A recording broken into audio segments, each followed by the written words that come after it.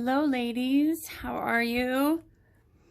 I hope that you have been able to watch the other two videos that I posted earlier today, and just that they've been a good resource for you to kind of have a little refresher on things that we learned in Crochet Club. So in the first video, I reminded you guys how to do your slip knot, and then your very first row, just your chain of first stitches. And then in the second video, I showed you how to do the slip stitch, which is the stitch that we all learned in class. The slip stitch is the easiest of all of the stitches, and that's why I taught that one to you first. The next stitch that I was going to teach everybody is called just the single crochet. So since we weren't able to learn that one in class, that's the one, or that's what I'm going to focus this video on here. So again, just like normal, just like with every crochet project, you start out with your slip knot, and then you just do a chain of stitches. Length depends on what project you're going to be working on. So for, say, a scarf, about 6 inches would be great.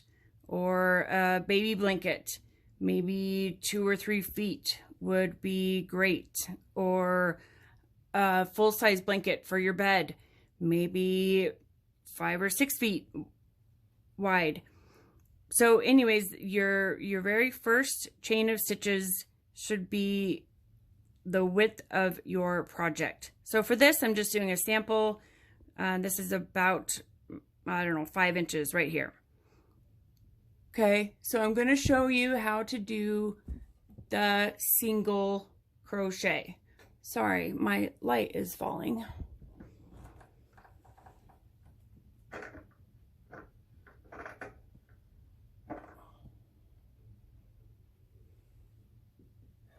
Like I said in my first video, I just today created this YouTube channel just for you ladies.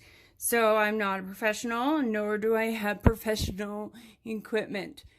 So back to our crochet. So I have, I don't know, maybe 15 stitches right here. So I'm going to show you how to do the second row, and we'll be doing single crochets. So always on your second row, you're going to skip this first stitch right there and begin working in your second stitch. Okay, so I'm going to insert my hook. And again, I'm going to come to the left of my yarn. I'm going to grab it, twist it, pull it through that first loop. So far, that's exactly like the steps in the slip stitch, and this is where it gets different. Instead of just pulling it through like we normally would for the slip stitch, now we're going to grab the yarn again, going to the left side, grabbing, twisting, pulling it through, and we're going to pull it through both of these loops that are on my hook. Pull it through both of them. Okay, so insert your hook in that next stitch. Go to the left of your yarn. You're going to grab your yarn, twist it, pull it through, and then don't pull it through again. Then you're going to go up here. You're going to grab the yarn again, grab it, twist it, and pull it through both of them.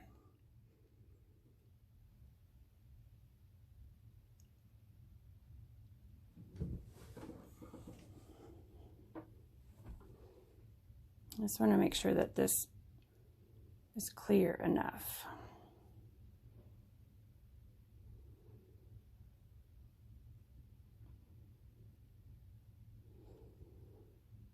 Okay, so we're going to go into the next stitch. I'm going to insert my hook in the top part, grab the yarn, twist it, pull it through,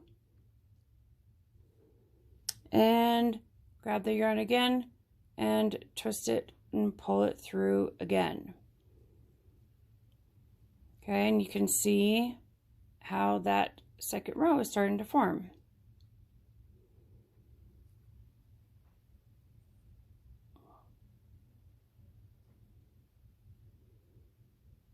Okay, so I'll try to do it really close to the camera, really slow.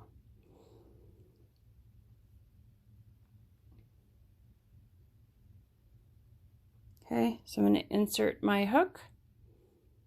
I'm going to grab the yarn, twist it, and pull it through.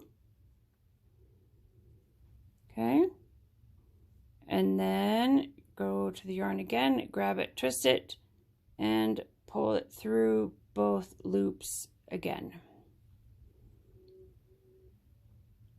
See, it looks pretty, huh?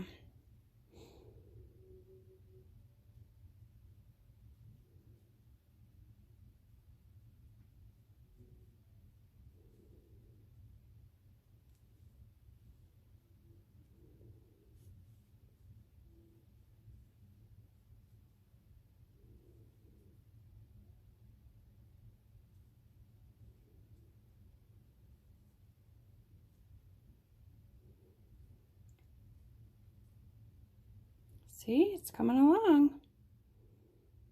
Insert your hook, grab your yarn, twist it, pull it through, grab your yarn, twist it, pull it through two. Okay, I'm going to continue all the way to the end so that I can show you what to do with your very last stitch and what to do for the third row.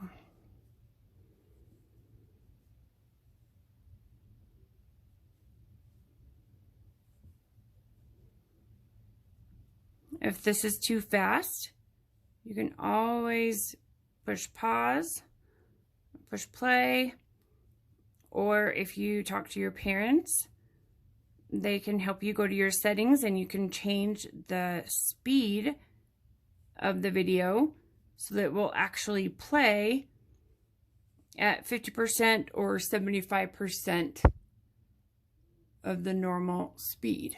Okay, so I'm at the end of my second row. This is my very first stitch right here.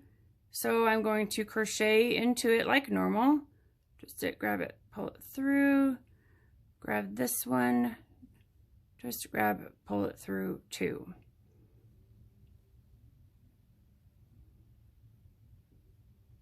Okay, so I have both of my rows complete. For my third row, I need to, it's called chain one, and it's just a regular, like for your very first chain, how you just did that regular chain stitch. Just grab your yarn, twist it, pull it through one time. Okay, so you chain one, and then you turn your work. Now, turning your work is important. You want to always turn it the same way. I always turn mine from the right to the left. So I chained one, and then I'm going to go from the right to the left. Okay? It doesn't matter which way you turn it, just whichever way is comfortable for you. But just try to be consistent in the way that you turn it, and that will help the ends of your project all be consistent. Okay, so now I'm ready to go back and work on my third row going back this way. Okay, so from here on out, we are not going to skip that first stitch. We're going to work right into it. Okay, and it's super obvious. It's just right there. Okay, so I'm going to insert my hook into that first stitch. Okay, what's a little bit different about this row and every row from now on is you will have two strands of yarn on your hook. It's kind of tricky to see, but See, there's 2 strands of yarn right there, plus my original strand. Okay, so that's what's gonna look different. So you insert your hook, gonna grab your yarn, twist it, pull it through those first 2. Okay, and then come up here, grab and twist your yarn again, and then pull it through those 2. Okay, so for my next stitch,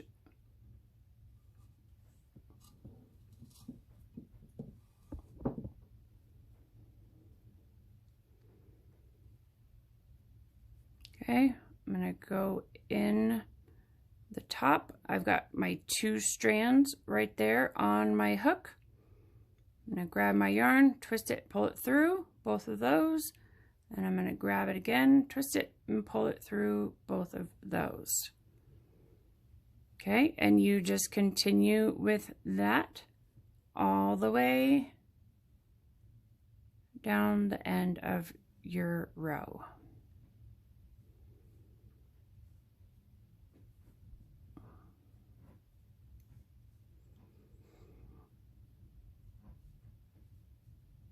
Remember, as you're crocheting, keep your form nice. Try to keep your fingers relaxed. If your fingers are super, like if your muscles are strained, or you're holding your needle too tight or your yarn too tight, then your hands are going to get really tired and fatigued. But it will also affect the way that your stitches come out. It can make your stitches be really tight as well. And you know that if your stitches are too tight, then it's really hard to get your needle into the next stitch, and your work can just look a little wonky. Okay, and I suggest that every few stitches, you just go back and make sure that your piece looks good, that you didn't skip any stitches, and that there's just no gaps or anything. Okay, and I'm almost to the end of my 3rd row. Okay, so this stitch can be a little hard to find. It's, even for me, I've been crocheting for 10 years, it still can be hard for me to find. It's not super obvious that it's there, but I know it's there. You know it's there. So this is where your needle comes in super handy, because your needle can basically find its way, the right way to go. So I know there's a stitch there. So I'm going to use my needle, and I'm just going to gently just kind of push it through, work it through. And ta-da, just like that. I've got 2 strands on my needle, my hook. Sorry, I call it crochet, or I call it hook and needle interchangeably. Okay, so grab it, twist it, pull it through, grab the yarn again, twist it, and pull it through. So that's what my piece looks like right now. It's about 5 inches long, and it's about an inch, or about 3/4 of an inch wide already.